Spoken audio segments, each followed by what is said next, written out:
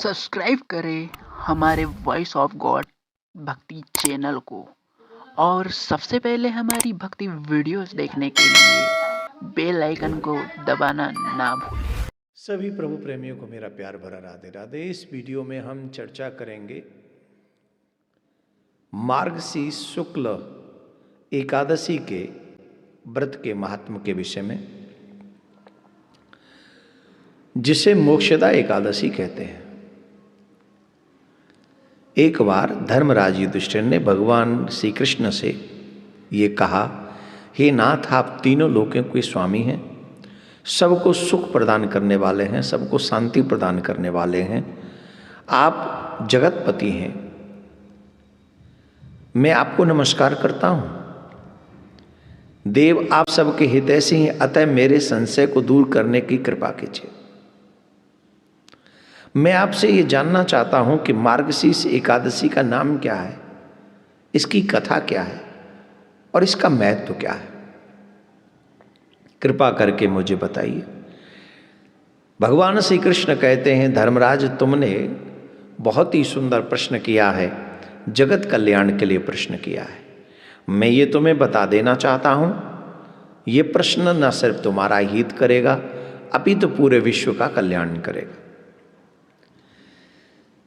मार्गशीर्ष शुक्ल एकादशी का जो नाम है वह मोक्षदा एकादशी है। इस मोक्षदा एकादशी का व्रत जो मनुष्य करता है, जैसा कि इसके नाम में ही है मोक्षदा एकादशी, वो मोक्ष प्रदान कराने वाली है, समस्त पापों का नाश करने वाली है, भगवान के चरणों में समर्पित करने वाली है। इस दिन ब्रह्म मुहूर्त में उठकर स्नान करके एकादशी के व्रत का संकल्प करना चाहिए और फिर स्नान करके संकल्प करके प्रिया कांजू का, श्रीवन नारायण भगवान का अभिषेक करना चाहिए, उनका पूजन इत्यादि करना चाहिए, धूप दीप देने चाहिए, आदि आदि। ये क्रम आप सब बार बार करते हैं।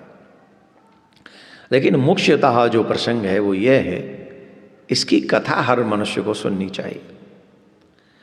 तो इसकी कथा कुछ इस तरीके से है कि गोकुल नाम के नगर में एक वैखानस नामक राजा रहा करते थे। उनके राज्य में ब्राह्मण बड़े विद्वान थे, चारों वेदों के ज्ञाता थे, वेदों के निपुण थे। वो अपनी प्रजा का पालन एकदम पुत्रवत किया करते थे, बहुत बहुत धार्मिक राजा थे। लेकिन एक दिन की बात है, उस राजा को स्वप्न हुआ कि उनके जो पिता हैं वो नरक में हैं, और इस स्वप्न को देखकर उनको बहुत कष्ट हुआ।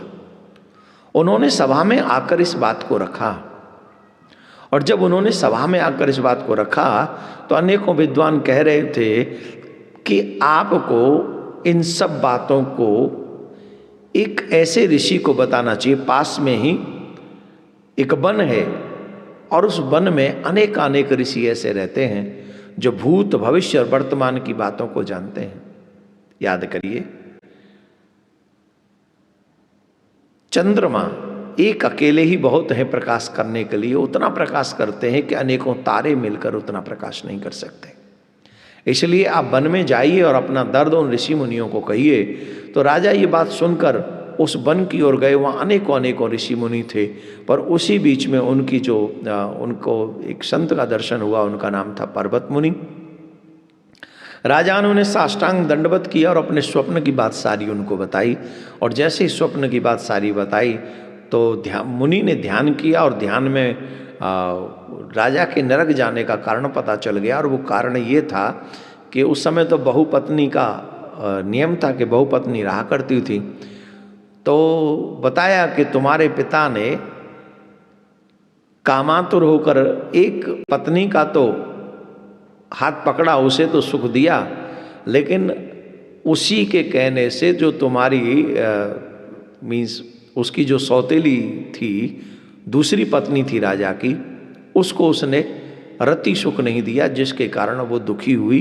और इस रति सुख को न देने के कारण जो दुख उस स्त्री को हुआ था, उस दुख के देने के कारण तुम्हारे पिता नरक में हैं। तुम्हारा चरण पकड़ लिए, गुरुदेव कुछ ऐसा उपाय बताइए जिससे मेरे पिता उस नरक से मुक्त हो सकें। तब संत ने कहा कि तुम मार्गशीर्ष मोक्षदा एकादशी का व्रत करो और उस व्रत को करने का जो फल है वो अपने पिता को दे दो। तो जैसे ही तुम ये फल उनको दे दोगे तो वो मुक्त हो जाएंगे, वो नरक से मुक्त हो जाएंगे। और हुआ भी यही, राजा ने वो व्रत किया। व्रत करके उसका जो पुण्य था वो पुण्य अपने पिता को दिया और उस पुण्य के कारण तत्क्षण जैसे ही संकल्प किया तत्क्षण वो उसी समय नरक से निकल गए और स्वर्ग जानते समय अपने पुत्र को आशीर्वाद दे कर गए, तुम्हारा कल्याण हो, तुम जैसा पुत्र सबको मिले जो अपने पूर्वजों की दुर्गति को भी सदगति में बदल दे। देखो यही पुत्र का दायित्व है। अगर पता चल भी जाए कि हमारे पितृ जो हैं कष्ट पा रहे हैं तो फिर उनकी सदगति करने का उपाय प्रत्येक संतान को करना चाहिए। तो ये मोक्षदा एकादशी का बहुत बड़ा महत्व है, इसकी ये कथा है। और हम मोक्षदा एकादशी 1 दिसंबर को रखेंगे और 2 दिसंबर को इसके पारायण का समय सूर्योदय के पश्चात रहेगा। व्रत पारायण का जो समय है वो 6:56 से 9:15 तक रहेगा। आप सभी जो लोग सामर्थ्यवान हैं वो व्रत रखा करें और ज़्यादा से ज़्यादा अपने जो 5 साल से 7 साल से बच्चे बड़े हैं उनको भी एकादशी का व्रत करवाया करें, क्योंकि प्रिया कांजू की कृपा से एकादशी का व्रत बहुत ही श्रेष्ठ है। अनेकों तारे और फिर उसमें एक चंद्रमा, तो व्रत बहुत महत्व है, चंद्रमा की तरह ही है सभी व्रतों में एकादशी का व्रत। प्रिया कांजू आपकी मनोकामना पूर्ण करें। राधे राधे।